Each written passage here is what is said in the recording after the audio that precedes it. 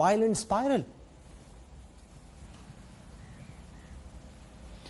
Rahul, from what I've been told by sources, yesterday there was an agreement that the Chinese troops will withdraw from Patrol Point 14 and then gradually from 15 and 17 Alpha in the next couple of days. Now, you well know, and you know those maps, and you've been speaking to your sources. The Chinese soldiers had come all the way to the confluence of Galwan River and Shok River. So they had really come in deep, but gradually they were, after every border engagement, they were going back very gradually and very reluctantly because India was being firm. Yesterday it had been decided that they will go on the other side of the line of actual control. Late last night, the commanding officer of the Indian Army Infantry Battalion, and you and I know the name of the CEO of the officers and the Jawans, but we'll declare them once the army does that. Rahul, that's the time it was decided. The CEO was supervising the withdrawal. The Chinese soldiers on ground were not willing to go back on the other side of the LC. They were moving back a little and then staying put there.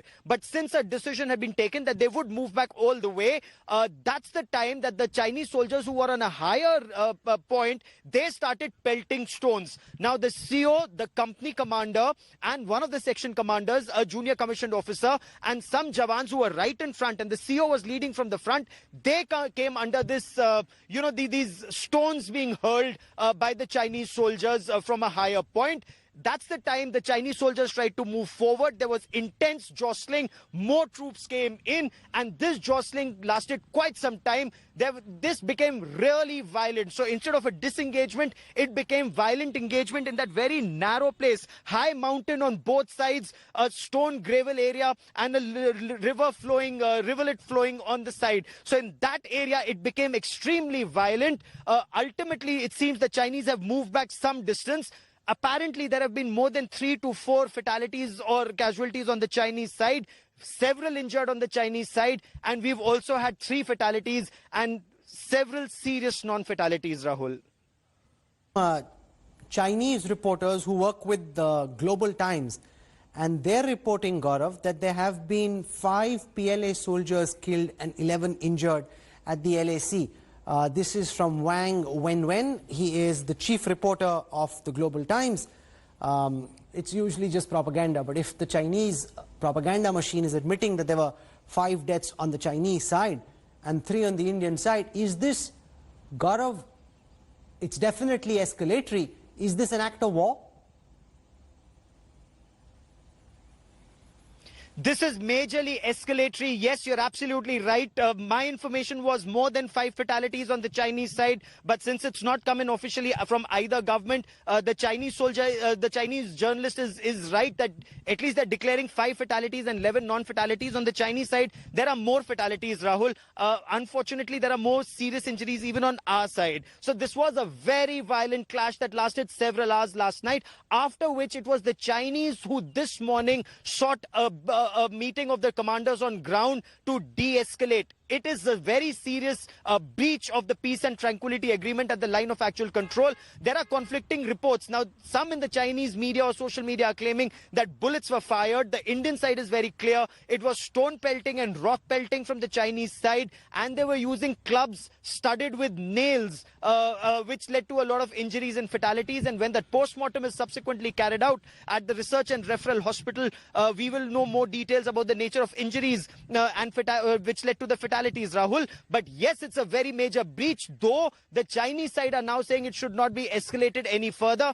From what sources are telling India today, Rahul, Defense Minister Rajnath Singh has made it very clear India will not cede an inch, and that the Chinese need to withdraw unconditionally to their side of the line of actual control, not just at Galwan, but also at Pangong Tso beyond Finger 8. Gaurav, you're currently at Raisina Hills at Vijay Chowk. Behind you, crucial meetings taking place where the current situation is being discussed and assessed.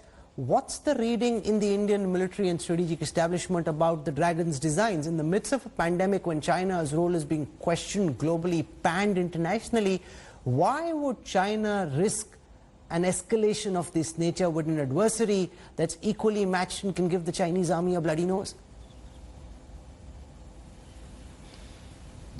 Rahul, two things China's hoping. One, India is still in the 1962 mindset and China can browbeat India. But after last night, China would have realized that they cannot browbeat India. If we've unfortunately had 3 fatalities on our side, they've had more than 5 fatalities on their side.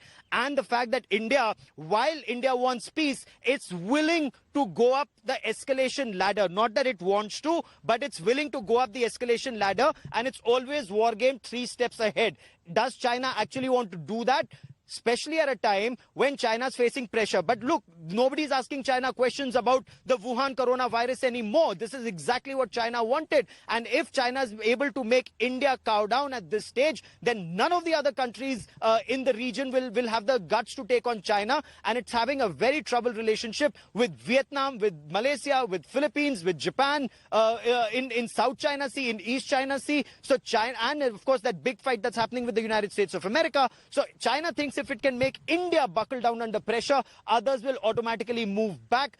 The assessment in South Block, and that's conversations that you and I have both had with both serving and retired officers, is that we don't want to go up the escalation ladder, but we are willing to do that if push comes to shove. The effort is to ensure this stays in this limited area at one point, and both sides disengage after this. The ball is in China's court, Rahul.